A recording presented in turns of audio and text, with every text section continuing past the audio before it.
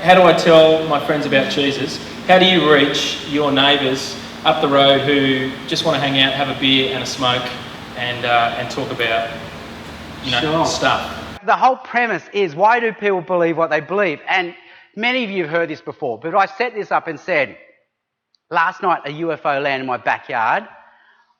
An alien got out, took my wife and me to the planet Jupiter, and we came back, and only 1 second of Earth time went by. Who here would believe me?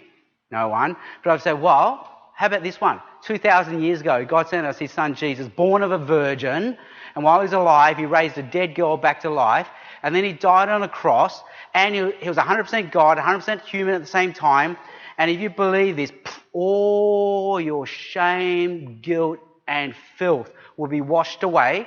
But he didn't stay dead. 3 days later, he rose again back to life.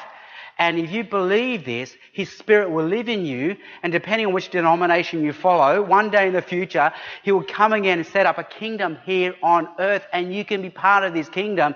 Who here would believe me? All right, and you've got to say, okay, why are we happy to believe the second story, the Jesus story, not the first Jupiter story? Because really, they both sound just as unbelievable, and really, the Jupiter one sounds way more believable than the Jesus story.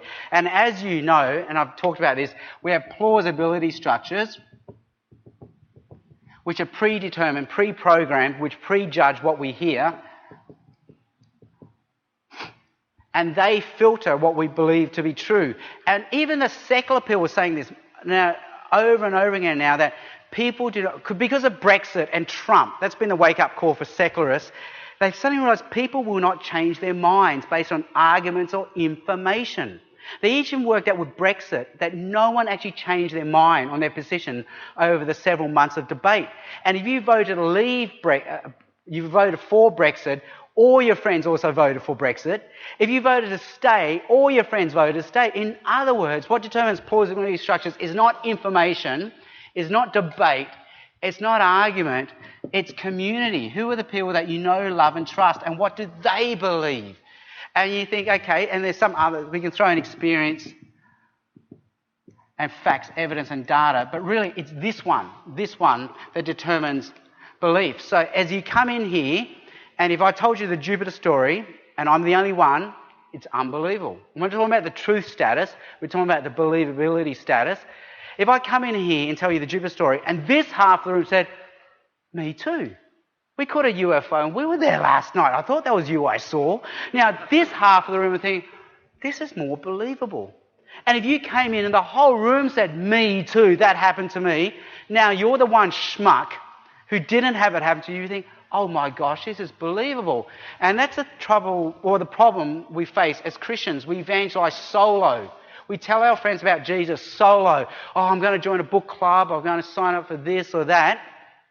But we're the one schmuck that believes in the Jesus story. Again, I'm not talking about the truth status, I'm talking about the believability status.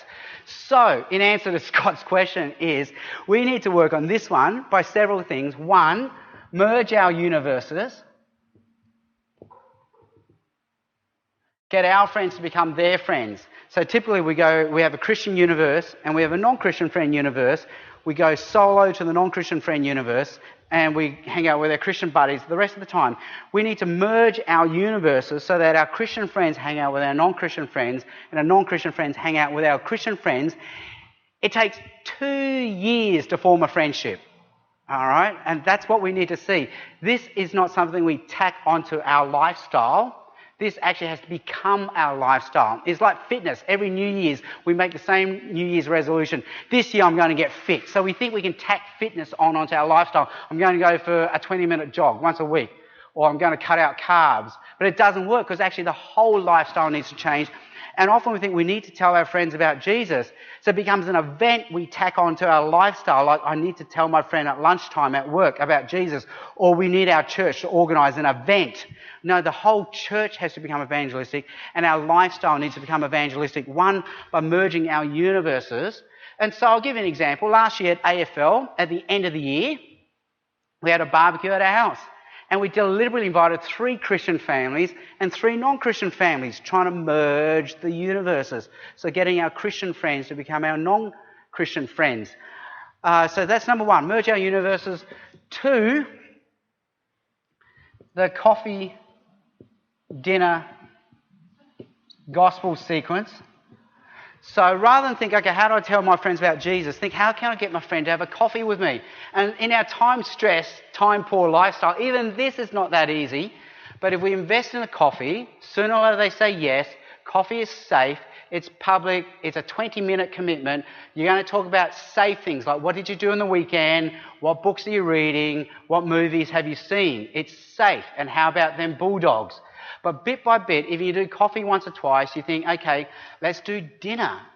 And dinner now is more intimate because it's private space. You're committing 1 to 2 hours.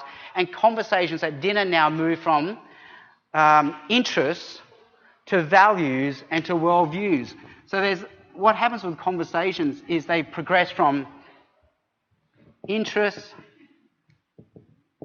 to values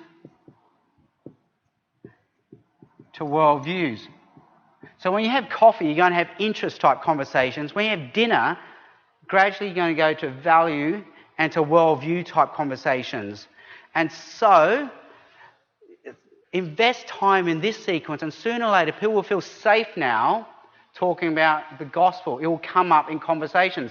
How are you going to raise your children? Do you have a faith? How are you brought up? Did your parents send you to Sunday school? So bit by bit you're going to come into these things. How do you pray is another safe question, and bit by bit you enter into worldviews. So we have found what's happened with us is we've invested a lot of time in forming non-Christian friendships, merging our universes, but where we're getting the most fruit is where we can make this thing happen.